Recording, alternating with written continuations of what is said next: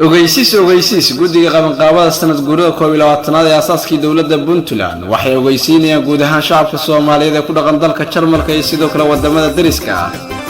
inay ka soo qayb galaan munaasabada loogu dabaaldegayo xilligii dhidibada loo taagay Puntland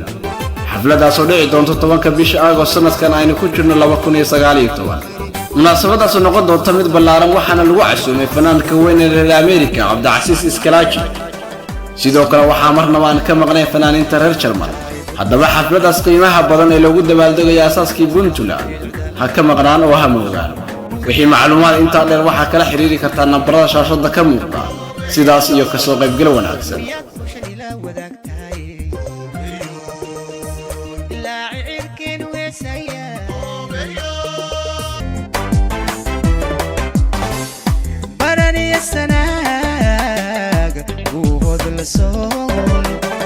suman lagu gartay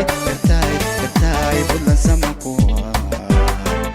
suman lagu gartay bulan samako